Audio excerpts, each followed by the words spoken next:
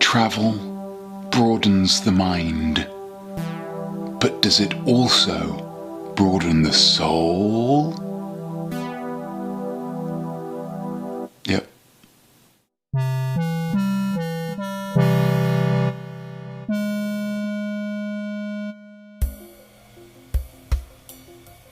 I love to travel, to immerse oneself in an entirely alien environment and endeavour to be understood in the midst of an entirely unknowable language. I think there's art in that. And I know that it's not technically unknowable when you go abroad, but just for me personally, it's gibberish.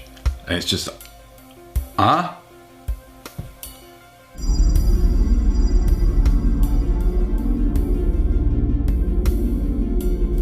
I love asking the questions that really cut to the beating heart of a culture, that move past the facade of what it wants to appear like and really gets to the core.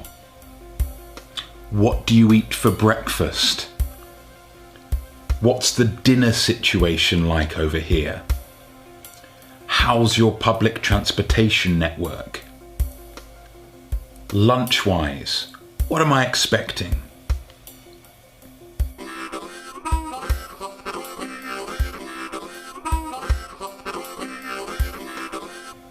And when you've travelled, the best way to show off exactly where is with, of course, travel photography. I went to Rome recently, the city of gelato and mopeds and men who act masculine but look effeminate. But there's one image that burns into the mind of anyone who thinks of Rome, and that is simply the Colosseum. Check this.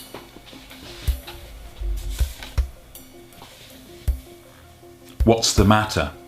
Not what you're expecting. So much of my work ends up being looking for art in unexpected places, and then looking at that art from unexpected angles. And that's exactly what I've done here.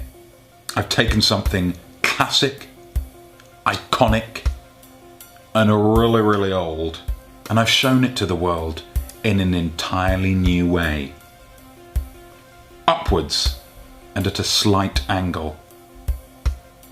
And in doing so, as with all great art, I've expressed a message. And the message is this: respect the elderly.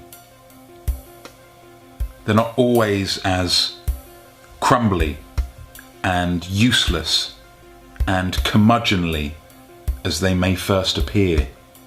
Sometimes you've just got to look at them in a new way. Upwards and at a slight angle. That was my intention with the shot, and that's what I achieved. It is, objectively speaking, a terrific photo.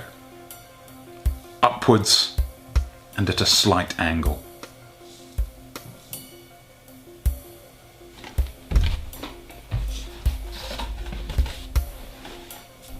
Here's one I took in Paris where I did pretty much the exact same thing.